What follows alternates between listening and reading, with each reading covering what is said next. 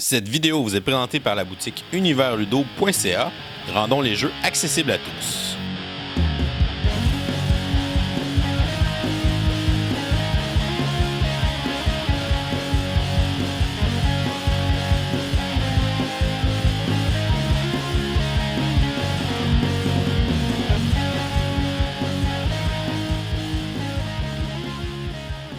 Salut les gamers, bienvenue à Professeur Board Game, je m'appelle David. Aujourd'hui à Board Game 101, on va regarder le jeu Once Upon a Castle, un jeu édité en 2018 par Blue Orange Game, qu'on voudrait d'ailleurs remercier de nous avoir envoyé cette copie de Once Upon a Castle, qu'on puisse l'essayer et vous le présenter en vidéo.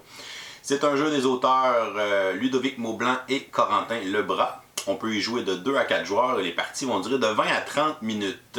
Le but du jeu va être de marquer le plus de points de victoire en construisant un château, en fait en dessinant un château.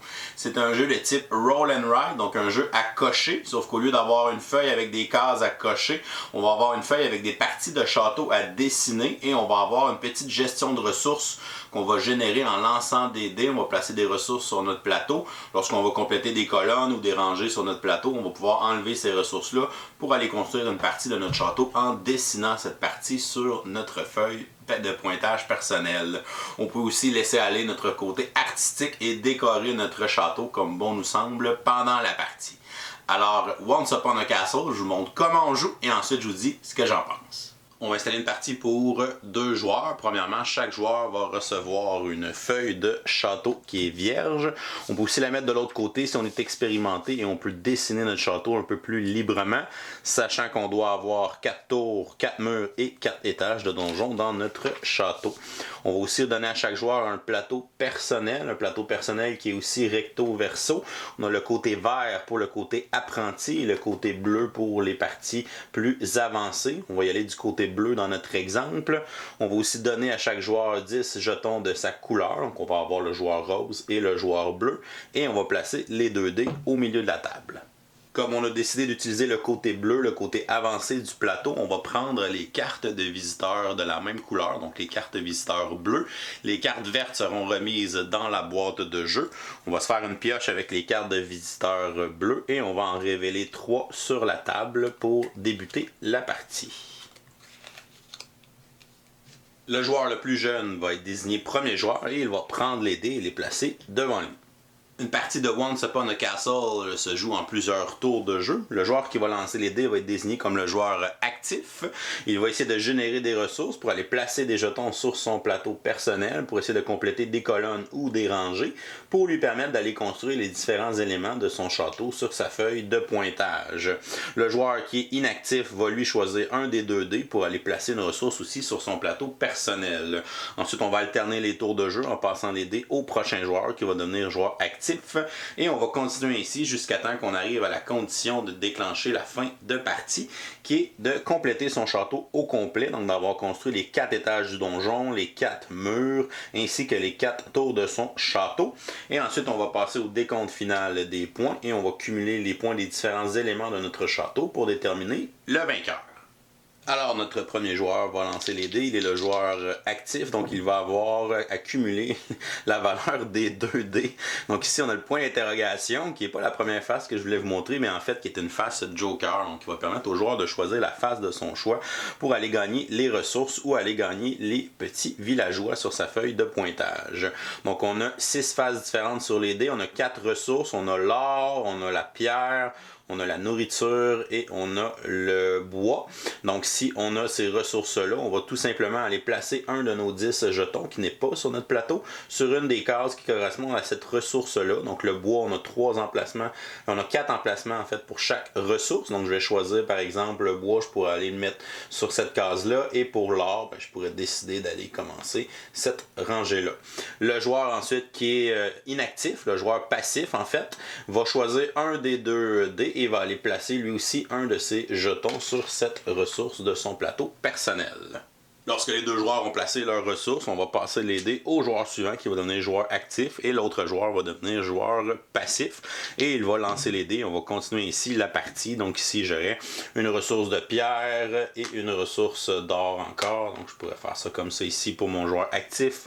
Mon joueur passif, lui, va prendre un des 2 dés seulement. Donc je vais aller prendre la pierre pour aller finir ma colonne qui est ici.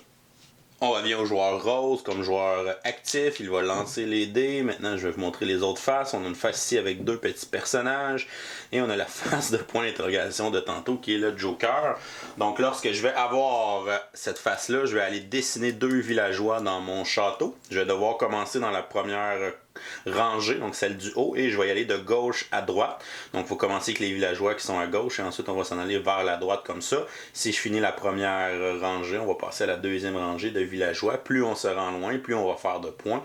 Donc les valeurs de points sont indiquées en dessous des villageois. Donc j'ai 2 villageois sur mon dé, donc je vais aller dessiner les 2 premiers villageois. Donc je colorier les pointillés et si on veut, on peut même faire des petits éléments décoratifs. Ici, je peux faire un beau petit chapeau. Je pourrais faire ici un petit bras avec une petite fourche de fermier dedans. Donc on peut se laisser aller d'un petit côté artistique. Pour le dé qui est le point d'interrogation, en fait c'est un joker. Donc je peux aller chercher n'importe quelle des 4 ressources ou je peux aller faire la face avec les villageois et colorier 2 autres villageois. Donc là par exemple je pourrais aller me chercher une ressource de bois ici pour continuer ma rangée sur mon plateau personnel. Le joueur bleu qui est inactif va évidemment choisir le Joker lui aussi et va aller en fait prendre une ressource de bois sur son plateau personnel. Lorsqu'on finit un tour de jeu comme joueur actif et qu'on a une colonne de terminée sur notre plateau ou des rangées de terminées sur notre plateau, on peut retirer les ressources pour aller construire les différents éléments du château qui sont associés à ces colonnes-là ou à ces rangées-là. Par exemple, mon joueur rose pourrait enlever les 2 ressources qui sont ici de cette colonne-là pour aller construire ce qui est en haut, qui est un étage du donjon, et il va aussi aller se choisir une carte de visiteur pour gagner son effet. Donc ici, on va aller colorier le premier étage du donjon. Donc le donjon a 4 étages. On va commencer par l'étage du bas. Donc on va colorier les pointillés pour faire le premier étage du donjon. Ensuite, on peut aller faire des petites briques dedans, on pourrait faire une petite cellule dans notre donjon, une petite grille, on pourrait dessiner puis continuer à le décorer par la suite pendant la partie. En plus de dessiner un étage de donjon, on va aller recruter un des 3 personnages qui est disponible sur la table.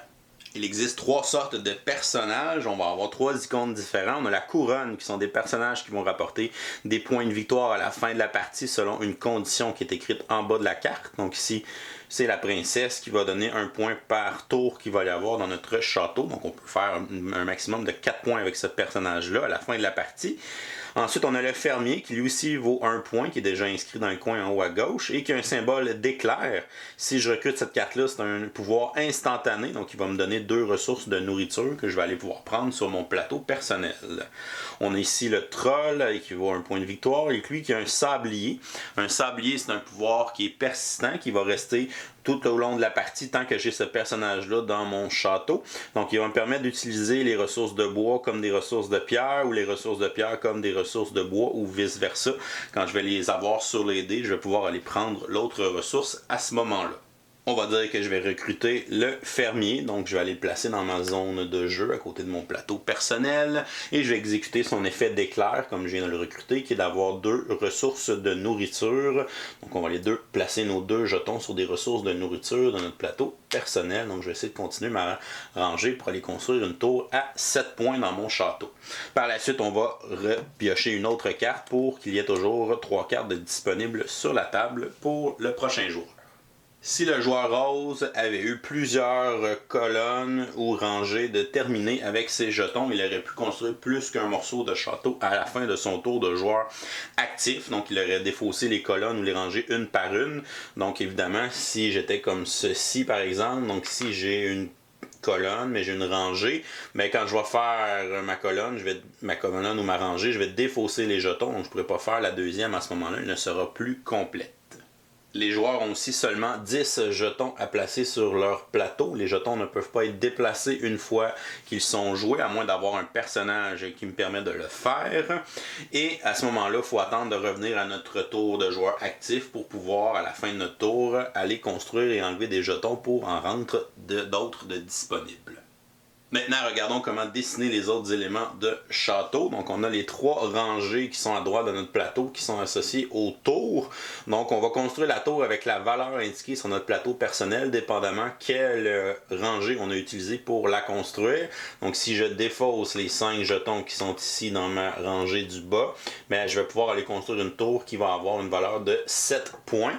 Donc, je peux dessiner n'importe quelle des 4 tours de mon château. Donc, je pourrais commencer par la tour qui est ici. On va aller colorier les pointillés et par la suite on va aller indiquer la valeur de la tour à l'intérieur. Donc je vais aller dessiner un 7 pour me rappeler que c'est une tour qui va valoir 7 points de victoire à la fin de la partie. Le premier joueur qui réussit à construire ces 4 tours va pouvoir aller colorier le soleil et avoir un bonus de 4 points à la fin de la partie. On a ensuite 3 endroits pour aller dessiner les murs de notre château. Donc ici, on a la colonne qui est ici, qui a un mur avec 2 villageois. On a la colonne ici avec 2 murs et 1 villageois. Et on a la rangée qui est ici, qui va me permettre d'aller faire un mur et un villageois. Donc si j'avais ces 2 éléments-là et que je les défaussais, je pourrais aller faire un des 4 murs de mon château. Donc je vais faire le mur de mon choix. Donc je pourrais faire le mur qui est ici, à droite de mon château. Les murs ne rapportent pas de points en fin de partie, mais vont nous permettre d'aller dessiner des bannières qui, elles, vont donner des points de victoire à la fin. En plus de mon mur, ici j'avais le droit de dessiner un villageois sur ma feuille, donc on va aller continuer en dessinant le villageois le plus à gauche disponible de la première rangée. Une fois qu'on a des murs de construits, on peut aller essayer de faire des bannières. Donc ici la colonne, si je défausse ces 2 ressources-là, je vais pouvoir aller faire une bannière qui vaut 3 points. Elle doit être faite sur un mur qui est déjà construit. Donc ici j'ai mon mur de construit, donc je vais aller dessiner la bannière qui est dedans et on va aller mettre la valeur qui serait de 3 points pour cette bannière. On peut avoir un maximum de 6 bannières dans notre château. Donc j'ai 2 bannières sur le mur avant, 2 bannières sur le mur derrière et une bannière sur chacun des murs de côté. On a aussi d'autres endroits pour dessiner des bannières de différentes valeurs. Donc ici on a dessiné celle à 3 points. On en a une ici à 2 points pour seulement une ressource de bois. On en a une ici à 1 point pour une ressource de pierre, mais il va aussi nous donner un villageois. Et on a la rangée qui est ici pour une pierre et un or qui vont me permettre de faire une bannière de 2 points et de dessiner un villageois. Il reste 2 pouvoirs à expliquer sur notre plateau personnel. On a un éclair qui est ici. Donc si je fais la colonne qui est ici avec une nourriture et un or, je vais pouvoir déclencher l'éclair d'un de mes personnages que j'ai déjà acheté. Donc ici, en actionnant cette colonne, je vais pouvoir réactiver mon fermier qui va me redonner 2 ressources de nourriture à ce moment-là que je vais pouvoir placer sur mon plateau. Et finalement, on a la dernière colonne, donc ici avec un or, une pierre et une nourriture, qui me permet d'aller voler un personnage à un autre joueur, un des personnages qu'il a acheté et qu'il a dans sa zone de jeu. On va aller le chercher et on va aller le placer dans notre château. Si c'est un personnage avec un éclair, en allant le chercher et en le plaçant dans notre château, on va pouvoir activer son effet instantané. Et la partie va se continuer. On va alterner les tours de joueurs actifs, de joueurs passifs, en continuant à générer des ressources, en construisant les différents éléments de notre château sur notre feuille de pointage. On va continuer ainsi jusqu'à temps qu'un des 2 joueurs termine au complet son château, c'est-à-dire qu'il termine les 4 étages du donjon, les 4 murs et les 4 tours. Donc ce sont seulement ces 12 éléments-là qui sont considérés comme les fondations de notre château. Ce joueur qui vient de terminer son château avec les 12 éléments qu'on vient de mentionner va aussi dessiner le nuage comme bonus, comme quoi il a été le premier joueur à terminer son château. Ça va lui rapporter 4 points à la fin de la partie. On va terminer le tour de jeu présent, donc on ne relancera pas les dés lorsqu'un joueur va avoir terminé son château. On termine ce tour de jeu-là. Et après ça, on va passer au décompte final des points. On peut utiliser la bannière en haut de notre feuille de pointage pour cumuler les points de nos différents éléments de château. Donc premièrement, on va additionner la valeur de nos tours. Donc ici, j'ai 7 plus 7, 14, plus 4, 18, plus 1, 19 points pour les 4 tours de mon château. Par la suite, on a les éléments de météo. Donc si j'ai réussi à avoir le soleil en étant le premier à compléter mes 4 tours, j'ai un 4 points avec le soleil. Ici, j'ai le nuage à 4 points parce que j'étais le premier, j'étais celui qui a déclenché la fin de la partie en construisant tous les éléments de mon château. Et ici, j'ai 2 petits nuages à 2 que j'ai pu construire avec le pouvoir d'un de mes personnages. Donc, ça me fait 4 plus 4, 8, 10, 12 points pour les différents éléments de météo. Par la suite, on va regarder la valeur de nos villageois. Donc là, j'ai réussi à faire tous mes villageois. Donc, je suis rendu à 20 points pour mes villageois. Donc, on va indiquer l'endroit où on est rendu dans le dernier qu'on a dessiné. Ensuite, on va regarder les bannières. Donc, j'ai seulement une bannière de dessinée dans mon château qui vaut 3 points. Ensuite, la valeur de mes personnages. Donc ici, j'ai 1 point pour la bergère, 1 point pour le troll. Ici, le roi qui me donne 1 point par bannière. Donc j'en ai seulement une, donc il vaut 1 point, donc ça fait 3. Et ici, ce personnage-là qui vaut 1 point par personnage qui a une couronne. Donc j'ai 2 personnages qui ont des couronnes, donc elle veut 2 points. Ça fait 2, 3, 4, 5 points pour mes personnages. On va additionner tout ça à la fin de la partie. Ça me fait un total de 59 points. Le joueur qui aura le plus haut pointage sera déclaré vainqueur. Et voilà, c'est comme ça qu'on joue à Once Upon a Castle. Je vous reviens avec mon opinion personnelle. Qu'est-ce que je pense de Once Upon a Castle? On va regarder les côtés positifs. Premièrement, du très beau matériel dans la boîte. On a des dés qui sont gigantesques, donc vraiment des gros dés qui s'abîmeront pas, qui sont très beaux, très bonne qualité. Les petits jetons de bois, les plateaux de carton, c'est très épais, donc c'est très bonne qualité, ça va durer longtemps. Ensuite, j'aime beaucoup le principe du jeu, donc de prendre le principe du roll and ride, donc au lieu d'avoir des petites cases à cocher, puis que le thème soit plus ou moins présent. Là, on a mis ça dans un beau thème médiéval, un beau château qu'on dessine. Au lieu de cocher des cases, on va dessiner des morceaux de château. Même si je suis pas bon en dessin, je trouve ça que c'est vraiment le fun comme principe. Puis je pense que justement, pour jouer avec des jeunes, avec des enfants, pour jouer en famille, c'est un jeu qui va être très populaire parce que justement, les enfants aiment ça dessiner. Donc là, en plus de jouer en jeu, on peut dessiner un super beau château. Puis t'as les pointillés, fait que tu peux te guider si t'es vraiment pas bon en dessin comme moi. Fait que ça aussi, c'est le fun pour les enfants. Ils peuvent suivre les pointillés, après ils peuvent essayer de décorer leur château. Ils peuvent même jouer avec des crayons de couleur s'ils veulent faire ça en couleur, faire le soleil en jaune, faire des belles petites briques dans leur château en gris. Donc ils peuvent vraiment jouer avec des crayons de couleur à ce jeu-là. Donc on peut mélanger une activité d'un jeu de société avec une activité un peu plus artistique de dessiner, ce qui est une activité assez commune chez les enfants. Fait que là, on peut vraiment faire les deux en même temps, fait que je pense que c'est une belle idée pour ça. C'est un jeu qui est vraiment simple. Là, je vous ai montré le côté avancé, mais vous avez quand même vu que c'est relativement simple. Le jeu offre 2 modes de jeu. On a le côté vert qui est l'autre côté, qui est un mode plus facile, plus familial encore, où les personnages à ce moment-là n'ont pas de pouvoir, donc c'est vraiment juste des valeurs de points quand on va aller recruter un personnage. On n'a pas le pouvoir pour aller voler un personnage, donc on n'a pas le petit côté d'attaque en ce moment-là dans la version familiale. Puis on n'a pas la colonne aussi pour activer un pouvoir instantané, comme les personnages n'ont pas de pouvoir. Fait qu'on a 2 colonnes de moins activées sur notre plateau, puis les personnages n'auront pas de pouvoir, vont juste avoir des petites valeurs de points de victoire qu'on va additionner à la fin de la partie. Fait que c'est intéressant que si justement vous jouez avec des beaucoup plus jeunes, ben vous pouvez y aller avec le côté vert, chacun fait sa petite affaire, il n'y aura pas d'attaque, personne va vous attaquer à ce moment-là, puis c'est beaucoup plus simple pour compter les points, tout ça, puis pendant la partie c'est plus simple parce qu'il n'y a pas de pouvoir de personnage. Puis si vous jouez entre adultes justement, ou que vos enfants sont un peu plus vieux, puis que vous voulez rajouter un petit peu plus de punch à la partie, ben on y va du côté bleu. Là on a les personnages qui ont les pouvoirs qui sont différents, puis on a le petit côté qu'on peut attaquer, on peut aller voler un personnage à un autre joueur à ce moment-là. Donc on peut y aller du côté avancé dans ce temps-là. C'est un jeu aussi qui est le fun pour un petit côté initiation à la gestion de ressources. Donc on génère les ressources avec les dés, ce qui est assez facile à comprendre pour des jeunes. Puis on place les jetons sur les icônes qui ont les mêmes symboles que les dés. Fait qu'encore une fois, c'est facile à comprendre. Et après ça, ben, on voit que quand on a une colonne ou une rangée qui est complétée, ben, on fait ce qui est au bout de cette colonne-là ou au bout de cette rangée-là. Puis je pense que les icônes sont assez simples à comprendre. De voir que cette icône-là, c'est l'icône pour un mur, c'est assez évident. L'icône pour faire des villageois, choix, l'icône pour aller faire un étage du donjon, l'icône pour aller faire les bannières, tout ça. Donc c'est assez clair. Fait que les enfants vont vite comprendre en utilisant le symbolisme qui a été fait sur le plateau personnel. Fait que ça, c'est encore une fois très bien réussi. Ce que j'aime, c'est qu'il n'y a pas de temps mort dans ce jeu-là. Donc le joueur actif lance les dés, va faire ses 2 ressources ou ses 2 résultats de dés. Puis les autres joueurs, en même temps, de façon simultanée, vont choisir un des 2 et vont aller le faire aussi sur leur feuille de personnage. Fait que même si c'est pas notre tour de jouer, on va quand même gagner une ressource d'un des 2 dés sur le joueur actif. Donc ça, c'est intéressant. Tout le monde va suivre la partie. Puis on n'a pas vraiment de temps mort. Fait qu'on se sent tout le temps un peu investi dans la partie.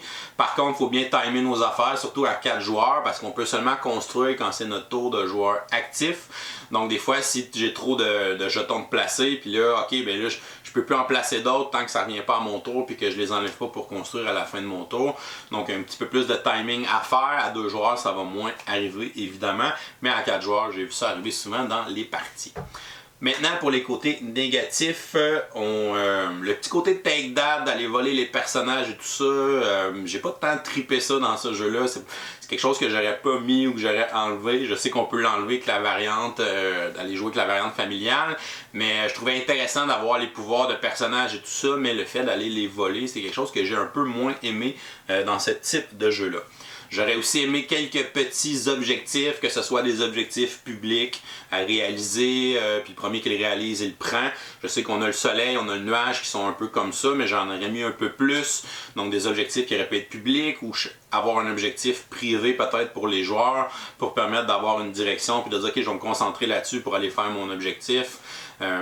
Pour aller marquer plus de points à la fin de la partie. Donc d'avoir des objectifs publics ou privés, ça a été un bel ajout à l'intérieur de ce jeu-là. Somme toute, Once Upon a Castle, un jeu que j'ai trouvé bien plaisant, donc je vais lui donner une note de B. Donc pour moi, un bon jeu qui prend la twist du roll and ride, mais qui le rend vraiment très accessible, très familial, combinant ça avec le dessin, le petit côté artistique qu'on lui a mis, je trouve ça brillant. Je pense que c'est un jeu qui va être justement très populaire dans les familles, pour jouer avec des jeunes, parce qu'on a ce côté de dessin-là, tout ça, puis le matériel aussi, les gros dés, tout ça. Donc c'est un jeu qui vise un peu plus ce public-là familial. Je l'ai quand même joué entre adultes et tout ça. C'est un jeu qui peut être sympathique, mais c'est pas un jeu qu'on va rejouer une tonne de fois entre adultes. Donc je pense qu'il est vraiment fait pour aller initier vos enfants, puis pour jouer avec eux. Je pense que vous allez avoir beaucoup de plaisir aussi à le faire. Donc et voilà, c'est tout pour aujourd'hui. Si jamais vous n'êtes pas abonné à notre chaîne, vous pouvez le faire en cliquant notre petit bonhomme ici en bas de l'écran. Sinon, vous pouvez nous suivre sur Facebook, Twitter ou Instagram à Professeur Board Game et vous pouvez venir nous encourager sur notre page Patreon. Je vous souhaite une excellente fin de journée et continuez de gamer.